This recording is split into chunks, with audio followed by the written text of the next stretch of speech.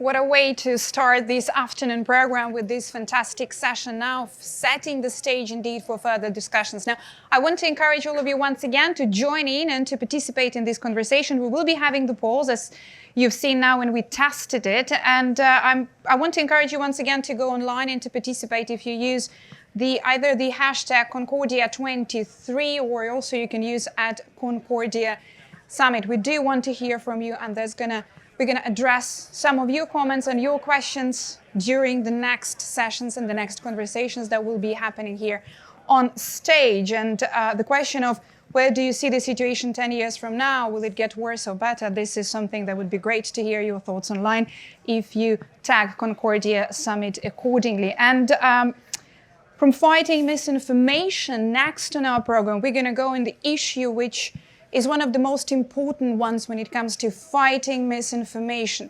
We're going to go into addressing the gap trust in vaccines and online discourse. This is a discussion sponsored by Merck about how to address the trust in vaccines and the role of online discourse. So please welcome on stage José Manuel Barroso, board chair Gavi, the Vaccine Alliance, former president of the European Commission, the Honorable Budi Sadikin, and Dr. Andrew Otoo from Merck. Please, the stage is yours.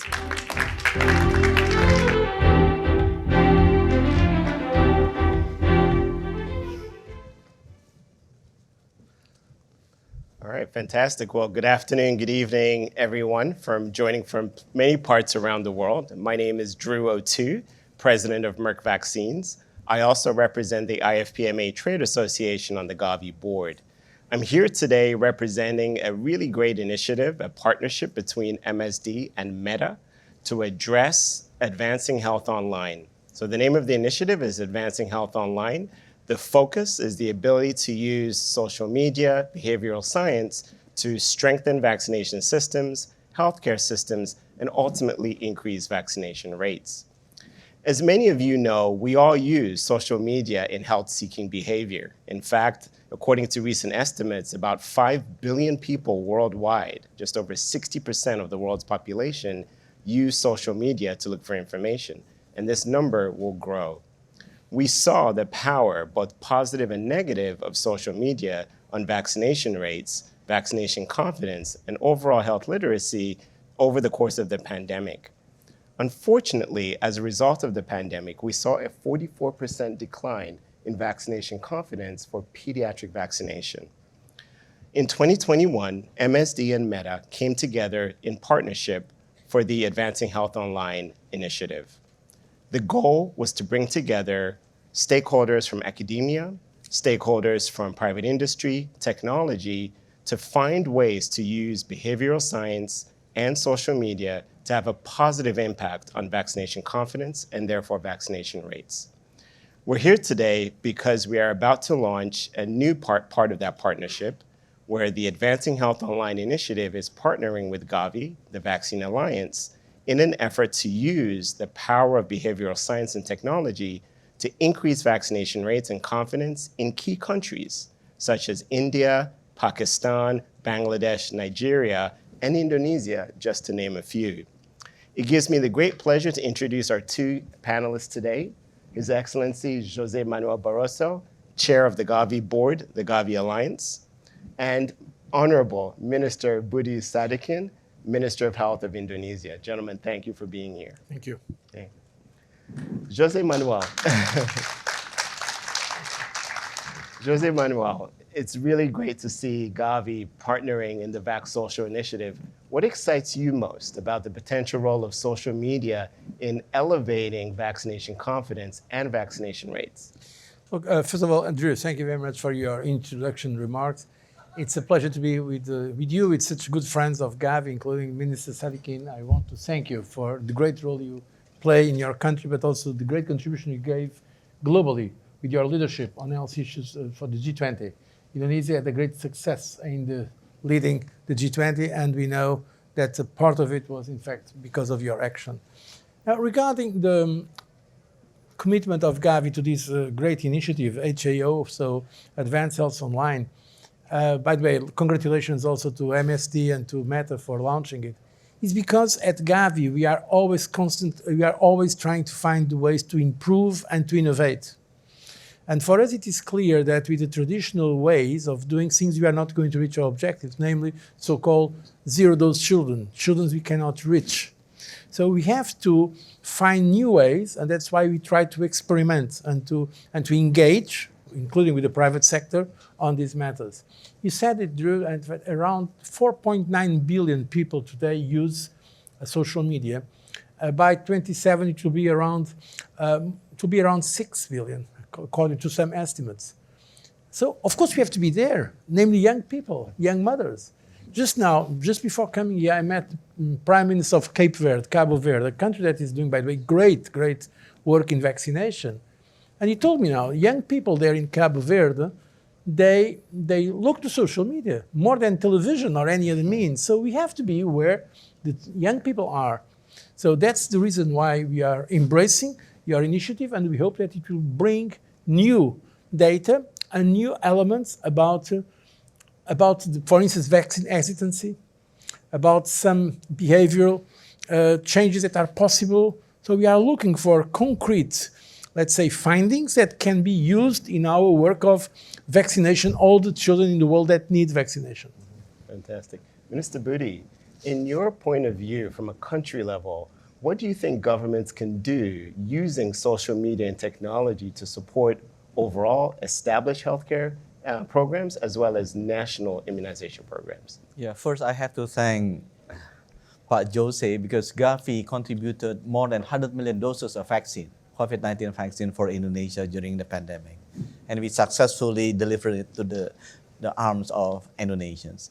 And also MSD, I met with Andrew. MSD is working with us to strategize how we can eliminate cervix cancer. And we are using MSD vaccine, as a primary vaccine for women in Indonesia. Mm-hmm. And of course, I have to thank Meta. I don't know whether Meta is here or not, but maybe I'm one of the health ministers that have a constant engagement with Meta. Indonesia has 18 active WhatsApp users, and 18 million active, and 60 million active every day.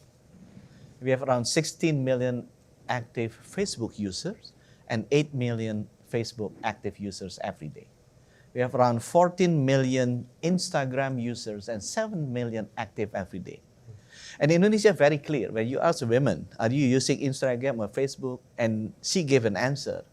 You can guess 95%, precisely how old is she. Because the older women use Facebook, but the younger women in Indonesia use Instagram. It's a very, very easy to guess. But my point is, Indonesians see WhatsApp, Facebook, Instagram more often than they see newspaper, TV, or even email. Every time I exchange business card, I said, don't email me, because Indonesians very bad on email, but they're really good in WhatsApp. They have maybe, on the average, more than 30 WhatsApp groups. So that's why during the pandemic, we are using WhatsApp, as the method of communications and link with telemedicine services. So from my perspective, the Meta or social media contributions play a very major role, not only in promotions or educating the customers, because these are the screen that most of the Indonesian eyeballs are looking every day, but it's also used for easing the business process. Everything that we do, from the 300,000 posyandu, we call it the smallest healthcare facilities at the hamlet level, up to the national level, we are using WhatsApp. 3 million cadres, they communicate with 10,000 primary healthcare clinics using WhatsApp. So amazing social media contributions to health sector in our country. Thank you, Minister Budi. Anything you wanted to add? I really want to, just underline and to agree with what the Minister just said. Social media, in fact, today, and now speaking a little bit as a former politician. So as I say, since I'm no longer in politics, my level of sincerity is increasing day by day. So I'm telling you what I think very sincerely. Social media can also be used for bad things, including disinformation, fake news. And so there is also in social media sometimes the attempts by extremist forces from extremist, very, let's say, bad behavior including, by the way, in the field of public health. And so when I'm asked, what can you do about it? I think what we have a duty to do is to win that battle in the social media. Those of us that believe that we have a good message to convey, that we want to avoid this extreme polarization in our societies that we are seeing, unfortunately, not only on issues of public health. During the pandemic, I had that issue. We saw vaccine hesitancy sometimes promoted by extremists, conspiracy theorists saying that it was, and we had to fight. But the best way, of course, is not to blame social media as a whole, is to be there and put our arguments with conviction, with strength, and to win the argument. It's not easy. But that's why I believe this VAC social initiative can be helpful, because we can try to understand what are the origins sometimes of some disinformation. Let me just give you an example from my experience leading Gavi and COVAX during the pandemic. I was speaking with the leader of one of the most important countries in Africa, and we had been able to put there millions and millions of vaccines. And he calls me and says, we cannot take them. Why? Because there was a campaign in social media coming from the country that was the former colonial power. I'm not going to say which country because it can be misunderstood. And they say that vaccine is not good. So, and we had to redirect those vaccines, Gavi, we have to redirect, with the help, of course, UNICEF, redirect tens of millions of vaccines that were very much desired to other 7 countries of Africa, because there was a campaign in the social media of that country, because they were looking at the origin of some counter-information, and people simply did not want to take a vaccine. So we are speaking about very concrete things, in some cases, the difference between being alive or dying. So it's a very serious issue. That's why we need to win that battle against misinformation. Minister Budi, as you talk to different governments and other ministers of health around the world, how would you characterize other countries' ability to leverage technology to support vaccination programs? I live my career, I was trained as a nuclear physicist and spent 30 years in banking industry and then moved to health. To be honest, I have experience in 2 sectors. One is financial sectors, global financial sector. The other one is global health sector. Comparing these 2 is a huge gap. Financially, you have an extremely good digital understanding, all people, and also digital standard. You can go everywhere. We just had a G20 meeting with Jared. You can swipe your credit card in a restaurant, and then those data goes to whatever Visa switch in New York, and then goes back to my account in Jakarta, approve it, see the limit, when the limit is there, approve it, and go back around. And we feel it's okay, because global financial data is standard. The interchange protocol is also standard globally, and security is standard. You don't find it in health sector. Even my hospital have 2 different data format, and they cannot communicate to each other. It's extremely difficult. So I'd like to say with you, I think if we can increase the digitalizations and the transparency of the health sector, that will also reduce the inequality. Because I feel it is it's not as transparent as it should be. The more transparent it is, the better, and the more just, the more equal it is for access to many people. It is asymmetric information. In finance, it's very difficult. You can find the price is in multiples difference, but in health sector, you can find it. But back to social media that I would like to share with you, the funny things that we learn. To educate the people, they're also changing. Like, I'm an Instagram user because His Excellency mentioned about, how bad things can happen. I give you one example, how the social media and Meta play a good things. In Instagram, now there is usually we post a story, but now Indonesian don't see the story. Indonesia don't see the posting, they see the story, they put it. And they want to see video. And they want to see the video less than 30 seconds. And what are the most famous or popular video? If it is funny or it is related with food. So everything that we would like to do campaign in health, we have to relate that with food or use a funny person, not a handsome, rich, successful person. No, but it is a funny person, and they want to see it and put it in the video, but not in posting. But the good thing about negative campaign, recently I noticed in Instagram, because I'm a user of Instagram and I haven't seen it in WhatsApp, they put a blue sign there. And they are more aggressively put a blue tick on the Instagram account. Means that this is a formal account. So if you have a message coming from account with a blue tick, you understand that is a legitimate information. What I talk to Meta now, if you can put the blue tick, can you put also the red tick? This is the ghost account used by many politicians to increase the number of users, seem to be, and also to do campaign or propaganda on their behalf. So if you can put a blue tick in your account, why did you put a red tick? So if you receive messages or posting from the red tick account, then that means you don't have to see it. So that is my only take. Thank you, Mr. Budi. José Manuel, from your vantage point as a leader in global public health, what more can the global health community do in partnership with technology and social media companies? I mean, there is a lot to do.